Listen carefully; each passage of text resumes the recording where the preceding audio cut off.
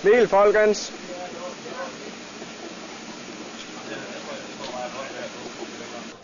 Og så forbereder vi os til det første ordentlige måltid mad i USA. Home cooked. Jo. Ja, det er helt klart en forbedring, det. Klap sammen med dig. Jo. Der er bare det hele her. Du så meget travlt i dag, kan jeg se. Nej, det gør jeg godt. Ja, der har vi jo hovedretten. Det eneste, jeg har lavet i dag, det er salaten. Kødet, det blev renset i lørdags. Og så selvfølgelig en obligatorisk dessert. Ja. Ja, Tøve, så fik du endelig din steak der, hva'? Ja.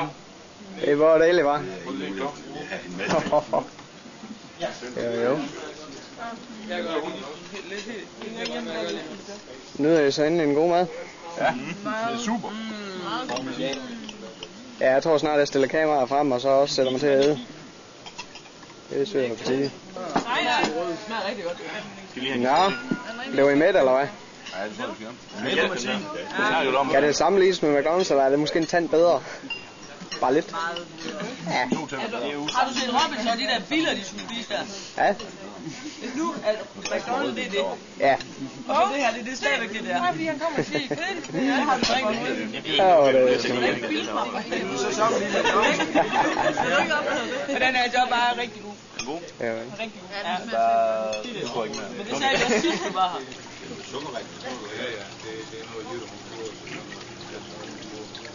Åh ja, det Så gør jeg dækpladen. Der er mange fordele.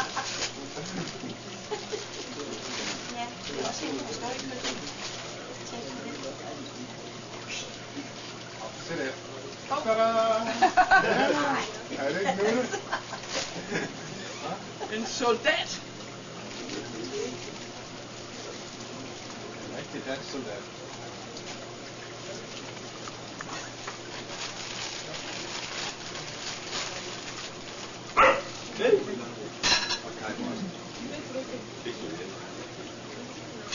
Er det følgende med bogprøjsen?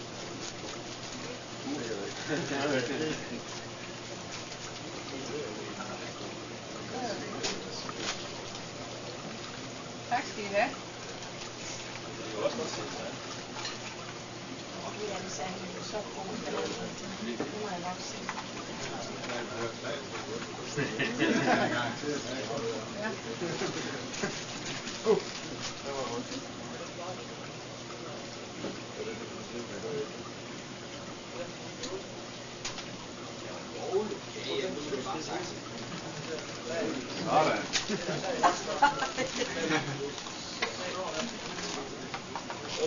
Se, Danmark er et fredeligt land, så flagerne går på flag.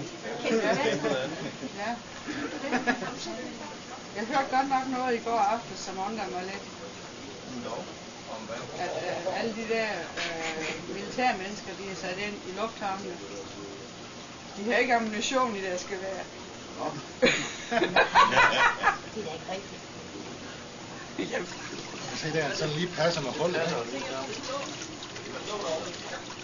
Så kan jeg ellers rotere i timevis der.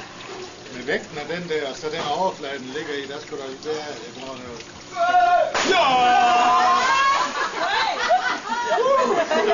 Ja, Elde, du skulle have ventet lidt.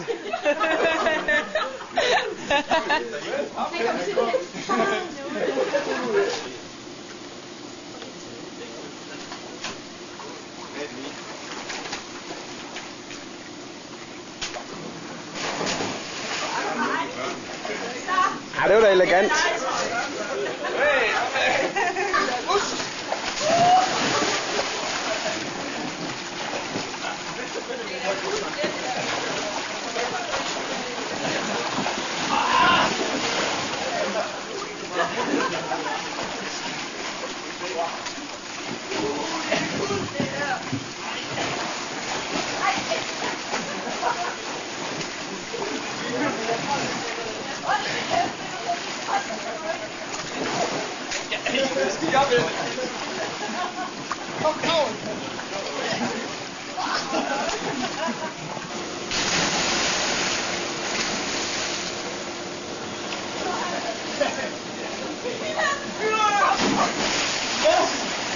What?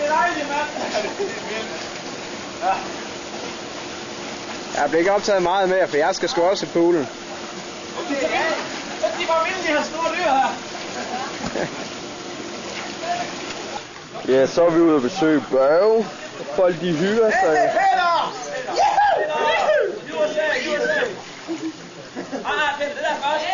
Og der er gang i jacuzzien derovre.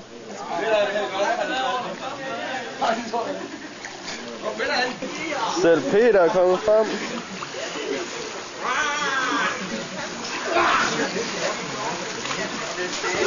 Ser godt ud, Peter.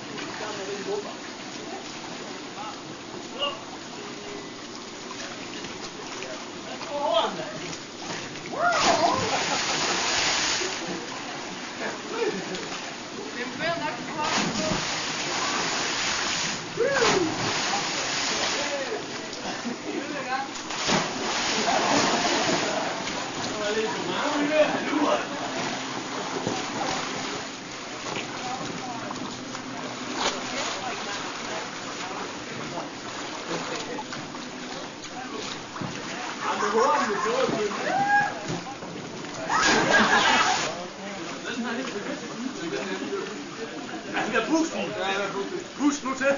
Op og ned, lad den her. Pust ud.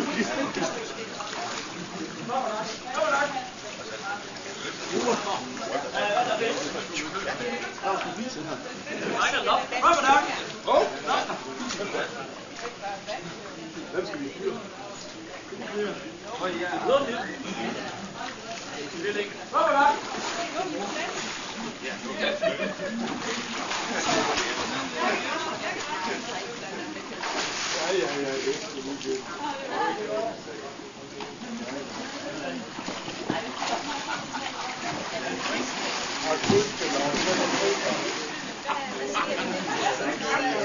Op på hovedet, Morten! Det var en god idé. Er I klar over, at det skal klappes, inden vi tager hjem? Nej! Men hvad jeg har gjort, det er det med at varme koldt til, det skulle så sjovt. Nej.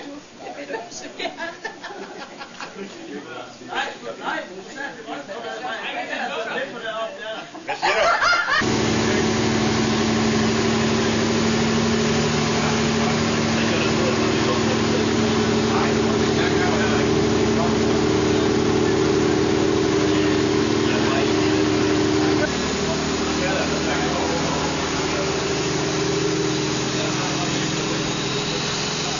Gas op.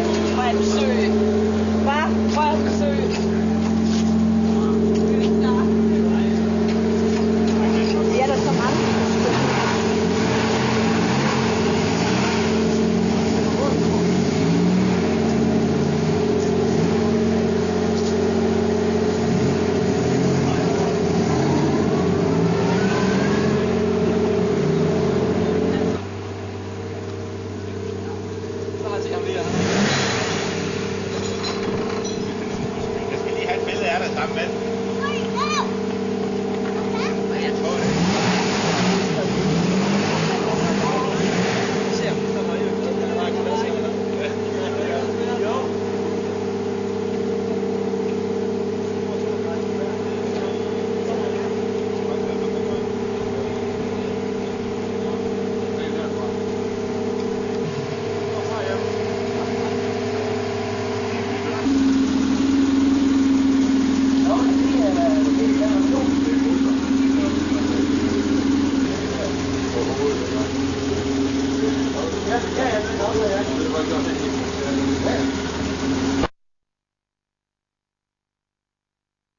Vi prøver at få nogle gode billeder med.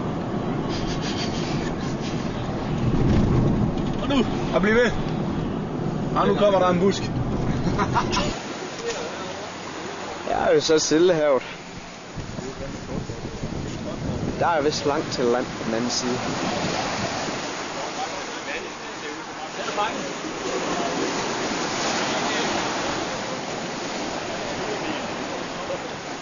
Der er en eller anden grund, så er mågerne grå.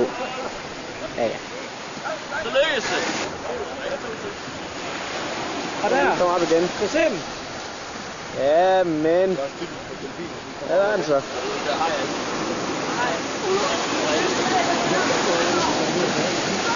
der er mere fisk der, det. Det er højt, men ikke hurtigt. Blemme, du plukker bare, ja. Pluk. Kom. Kan man ikke igen? Hvorfor sat ned der tæt på jer? Nå, F'en, den er over, så kommer der bare. I kamera.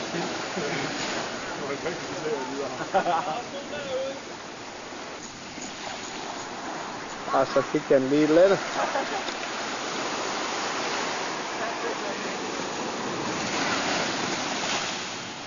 Men vi går bare tilbage igen, hvad kan det være?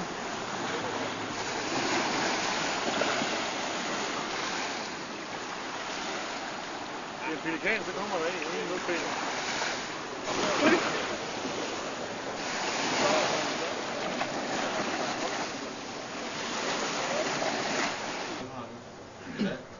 Ja. Kan du høre den? Ja, godt. 8. undertegnet har skrevet det her. Og vejret fra morgenen, der var det overskyet, men ellers så var det super godt. Plan for dagen. Besøg hos kampkraver og derefter en frokost hos Børge i Jylland. Vi startede med morgenmøde, som vi plejede kl. 7 plus morgenmad. Herefter blev de sidste folder rettet på skjorterne, og inden vi tog afsted mod kampkraver til BR'ens store overraskelse, var der ingen med hvide sokker. Ikke engang live. Vi blev modtaget med åbne arme og en kæmpe muffin hos Kokhav. Efter en kort præsentation af virksomheden, så kom Børges meget entusiastiske søn ind i billedet, og med en meget levende præsentation af konferencerummets skulden. Derefter så fik vi en middag, som Jytte havde forberedt, og det var helt fantastisk. Det var alt, hvad vores hungrende maver kunne ønske. Og efter middagen, der optog vikingerne kampen mod de barbariske badedyr, der troede med at overtage kontrollen i svømmepølen. Da solen forsvandt bag træerne, opgav vi kampen og trak i stedet ud i garagen til et imponerende syn, bestående af 2 gamle katte på 4 hjul. Herefter var afskedens time kommet, hvor vi herefter begav os afsted mod famøse byggeri i Beverly Hills. På trods af den brede vej havde Lene, da hun så ofte kurs mod træerne i kanten af vejen, på grund af hendes begejstring af de små slotte. På vej mod Hollywood gik det galt, da bilerne første gang rigtig væk fra hinanden. Det lykkedes til sidst at samle tropperne, hvorpå vi satte kurs mod de kendte skudspor. Og efter så gik turen hjem uden fejl. Så tager vi dagens ingeniørspørgsmål. Hvordan kan en BR spise så meget? Øvelse.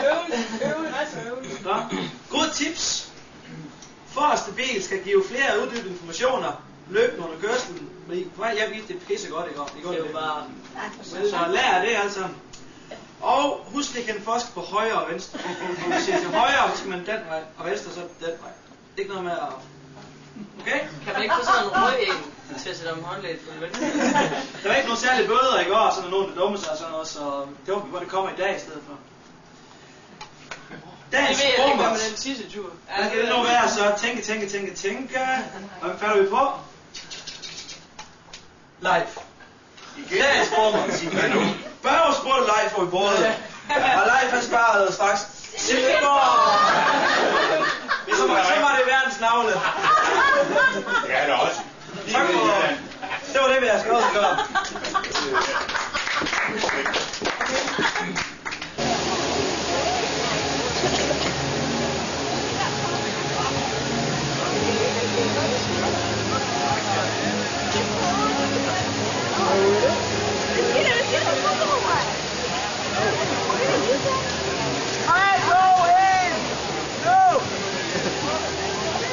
Det er kanon, det gør.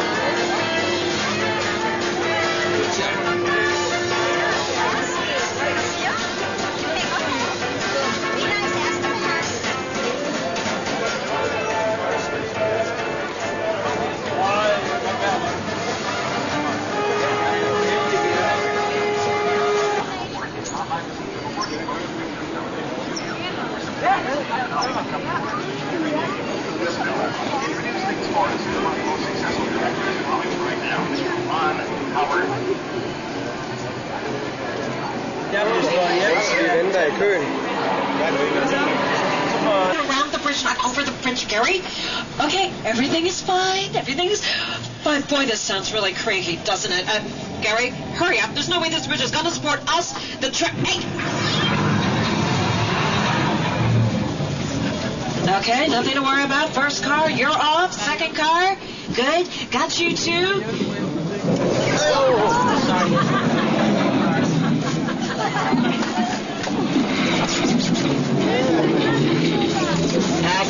Okay. The bridge wasn't built in 1919, of course not. It was built fairly recently, specifically for the tour. Chances are good you've seen it on TV in episodes of The $6 Million Man, our time travel series Quantum Leap, and also appeared in a Halloween episode of Murder, She Wrote, where the Headless Horseman galloped across this bridge. Watch the bridge, you'll see it reconstruct itself hydraulically. Let me tell you a little bit about Alan Smithy, though. He is an actual Hollywood director, sort of.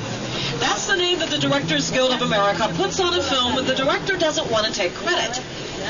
He's not a real person, but he does have an official biography, several fan clubs, and a long list of credits, including Blood-Sucking Pharaohs in Pittsburgh. The cabin is a miniature on your screen to see what it looks like when it's framed perfectly. The snow? Blizzard fluid. Fluid pumped through high-pressure air hoses. It comes out as flakes that, unfortunately, have the consistency of shaving cream. We've crossed through the gates which have taken us onto Site B of Jurassic Park, The Lost World. The vehicles here are picture cars. A picture car is something any car is seen in front of the camera. It could be a police car, taxi cab, or one of the high-tech hunting vehicles used by the engine hunters in the Jurassic Park films. If you looked at the dinosaur carcass, there's nothing to worry about. It's fiberglass covered in plaster of Paris. No dinosaurs were harmed during the making of Jurassic Park or its sequels. You picked a really good day to visit us. We're going to take you down into our Mexican village, Old Mexico. Today, there is a special effects crew here rigging some weather effects, some storm effects for a commercial that's going to be here a little bit later on in the week. And you know what? I know somebody on this crew, and you know what? I'm gonna try this. Hang on a second. David, it's Donna. Any chance you could run the weather demo for us? Okay, if he heard me, perfect. Thank you. Okay, over on your left, thunder and lightning. Thunder, pre-recorded, lightning, theatrical arc lighting. You know it never rains in Southern California, right? So the song says. Okay, usually not unless you make it. The rain here, sprinklers at the tops of the trees out of your view. The water sprayed upwards so the rain will appear to fall naturally. It's actually a pretty simple fact. Thank you. David, you cut it off now. We've seen it. Hey, this is no laughing matter. Southern California is in the middle of a desert. Those hills get saturated. Do you know what happens? We run into the risk of flash flooding. Anybody hear that rumble, rumble? Think I can keep my eyes and cameras up on the top of that hill? Instead of their cars? Watch out.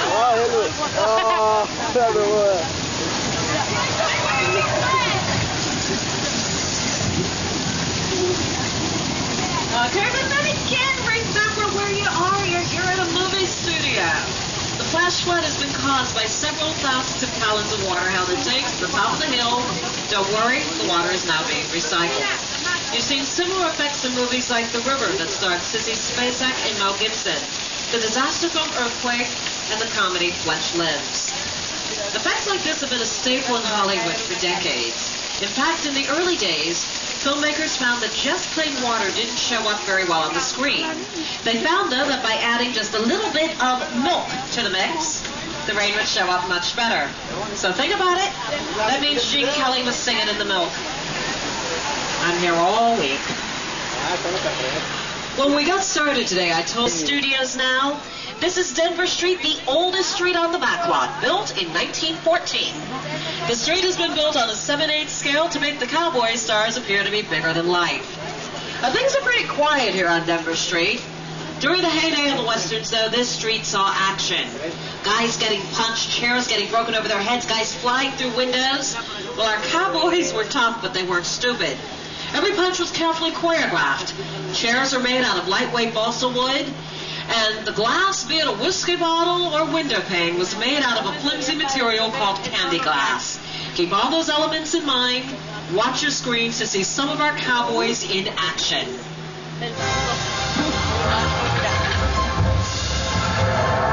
You're just going to stir things up here. You bet I am.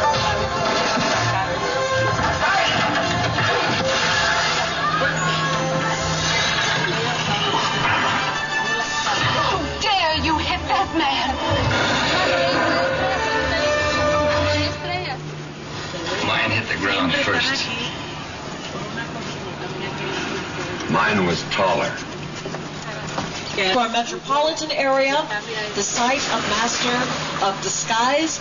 If I leave you without warning, I apologize. I've just been informed that cameras are rolling with sound. The street that we'll be passing is New York Street. It's the longest street on the backlot. It was Chicago and both the Sting and the Blues Brothers. It's Boston and Fox's Ally McBeal and NBC's Crossing Jordan. It has become Gotham City and Warner Brothers' Batman and Robin that starred Arnold Schwarzenegger and George Clooney. Many times it becomes necessary to build a large exterior set on the interior of a large soundstage.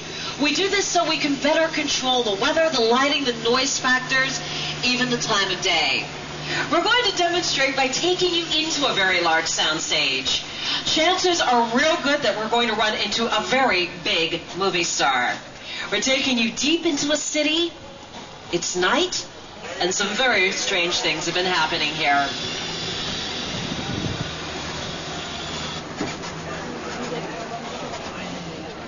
Vamos en el techo.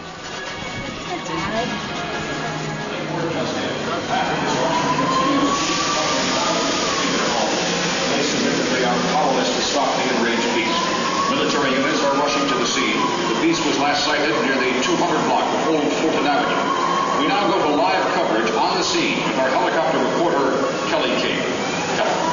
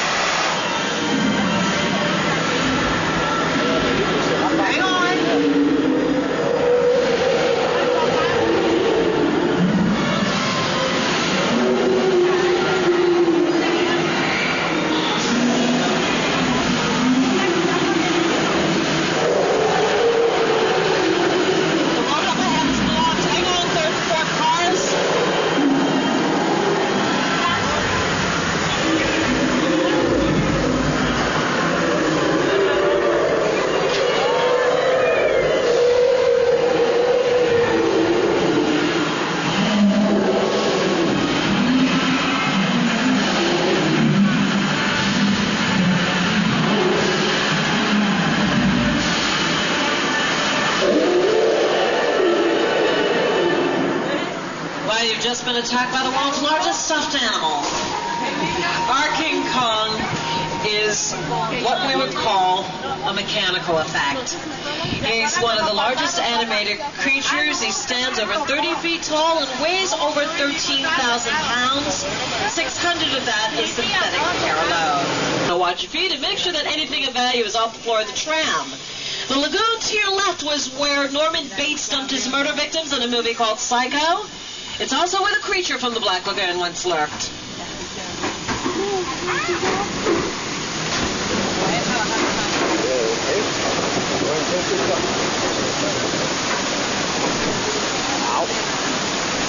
Okay, this one's for me.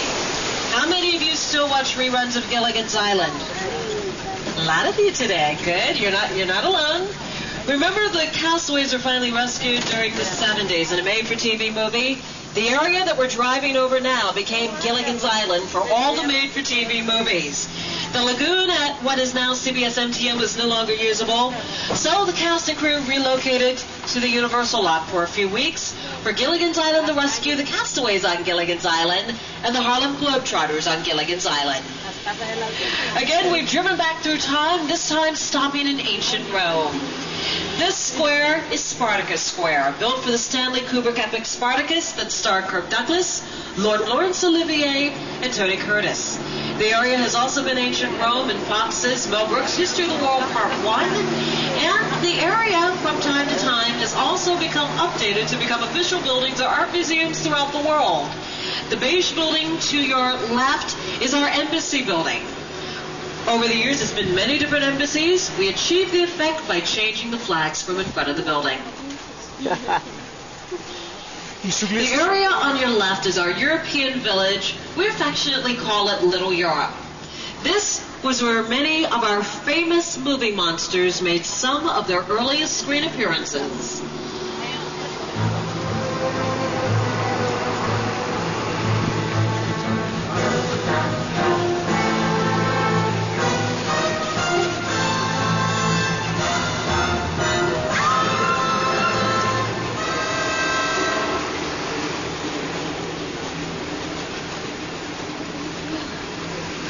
Probably our first really big horror star was Lon Chaney Sr., the man of 1,000 faces.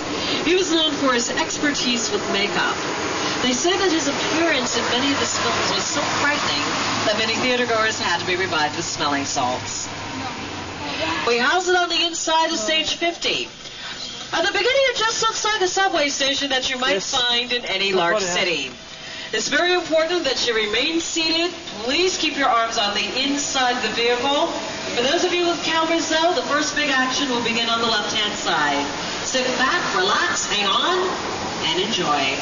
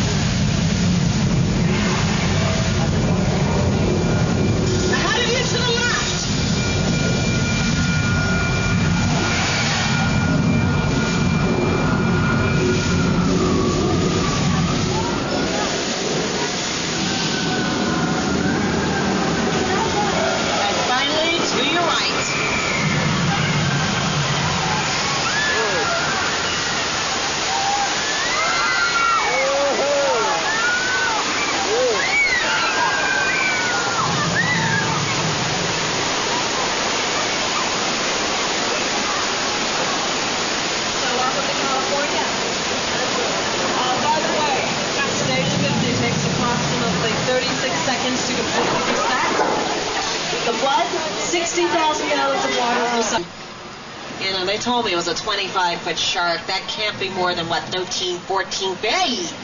Do you see what I see? I don't think that's Flipper. Oh, boy. Frankly, I'm glad we're... Wait, there's a frogman in the water. There is a frogman in the water with somebody.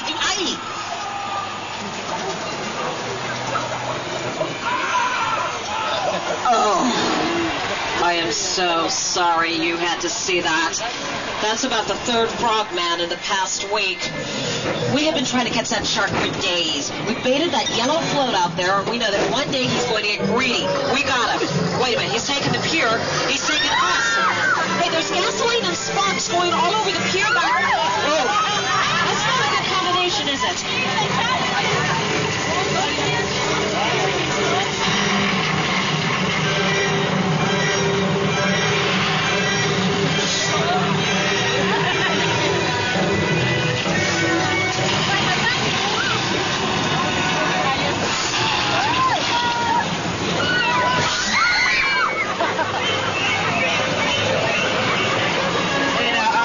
Bruce is the only shark in the world that does the backstroke. And by the way, you did hear me correctly. I did just refer to him as Bruce. Here's a bizarre piece of trivia. During the filming of The Grinch, they used enough artificial snow to fill 9 football fields. Now, you know, I've jumped a season. I was talking about Halloween and monsters and getting scared. Let me get back on track here. How's this? Many years ago, a woman drove down a deserted road like this one dark and stormy night. She was in a bit of trouble. You see, she'd just stolen $40,000 from her boss, and she'd had a run-in with local law enforcement. He was getting late, and she was getting tired. She wanted to get off the road for a while. Ahead, she saw the lights of a tiny motel with 12 rooms, 12 vacancies, and a very strange man behind the front desk. Oh yes, the woman would check in, but she never checked out. The woman was Marion Crane. The man, Norman Bates. The film, Alfred Hitchcock's thriller, Psycho. The Bates Motel and the Psycho House, 2 of the world's most recognized movie sets. Psycho, of course, is the film where Janet Leigh had the famous shower scene. A lot of blood involved in that scene. Wasn't movie blood or real blood for that matter. Psycho was filmed in black and white. Real blood, movie blood would show up as gray on the screen. So Hitchcock would substitute chocolate syrup.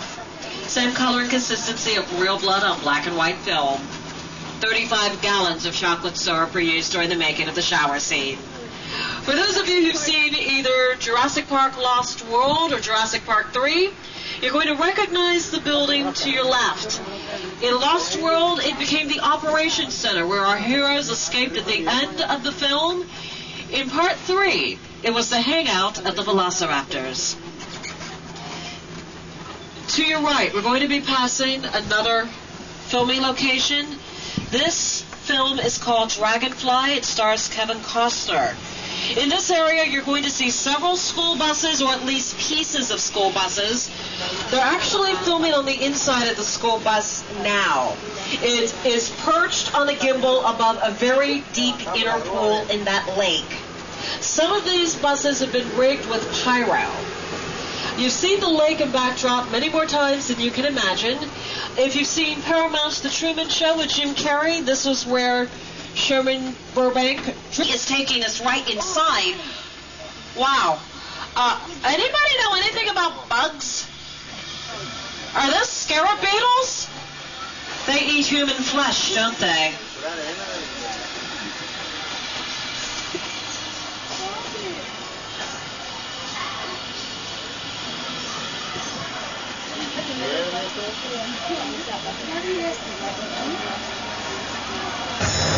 Wow.